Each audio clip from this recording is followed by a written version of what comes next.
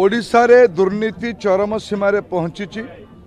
नारी माने सबुठु आज असुरक्षित ओडिशा रे बेबिनार कथा हो कुंदुलीर घटना हो किंबा विगत सप्ताह जेतिकी आश्रम स्कूल रे बेभिचार कथा आसी एगुड़िक हो किंबा ओडिया युवक दादन खटी जाउथुबा कथा हो ओडिशार चाषी रो हंतसंत कथा हो एगुड़ी को हिसाब करले आज ओडिशा एक अराजकतार दे गति करुछि। एठिकार सरकार संवेदनहीन सरकार, एठिकार सरकार स्थाणु अपारग सरकार।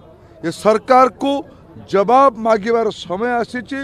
भारतीय जनता पार्टी ये अभियान को आरंभ करछि। ओडिशार घरे घरे गाँ गंडारे नगरे नगरे जो भलिया भावे समर्थन आज बांकी रे अनेक नुआ बंधु मिश्रण पर्व रे जोग देले। बांकी रे बहुत उत्साह युवक मानक भितर अच्छी, माँ मानक भितर अच्छी, चाषी मानक भितर अच्छी।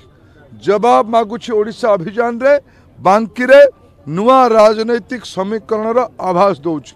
मोर पूरा विश्वास जेबे निर्वाचन हब ओडिशार लोक, कटक जिलार लोक, बांकी डमपड़ार लोक नरेंद्र मोदी संगे रहिबे।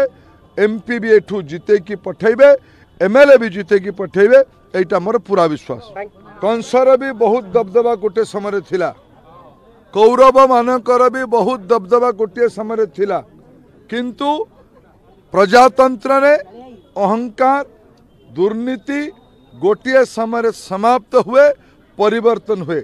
से समय ओडिशा रे आसिलानी।